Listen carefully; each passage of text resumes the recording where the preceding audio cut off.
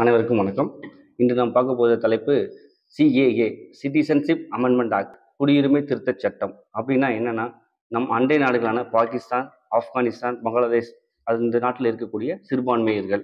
சிறுபான்மையர்கள்லாம் யாரு? இப்போ நம்ம நாட்டில் சிறுபான்மையர்னா இஸ்லாமியர்களையும் கிறிஸ்துவர்களையும் சொல்லுவோம். அதுபோல அந்த நாட்டில் இருக்கக்கூடிய சிறுபான்மையர்கள் யாருன்னா இந்துக்கள், கிறிஸ்தவர்கள், சீக்கியர்கள், சமணர்கள், பௌத்தர்கள், பார்சிகள் அப்படின்றவங்க மத ரீதியாக துன்புறுத்தப்பட்டு இந்தியாவுக்குள்ள 2014 டிசம்பர் 31க்கு முன்னாடி வந்திருந்தாங்க அப்படின்னா இந்த சட்டத்தின் மூலமாக இந்திய குடியுரிமை பெறலாம்.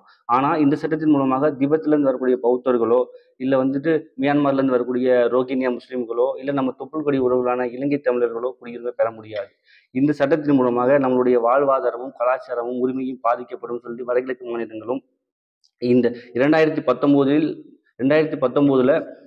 இயற்றப்பட்ட இச்சட்டமானது தற்போது நடைமுறைப்படுத்த வேண்டிய அவசியம் என்ன என்று இந்தியா கூட்டணியில் உள்ள எதிர்க்கட்சிகளும் இதை எதிர்ப்பது குறிப்பிடத்தக்கது. மேலும் அடுத்த தகவல்களுக்கு அடுத்த காணொளி. நன்றி, வணக்கம்.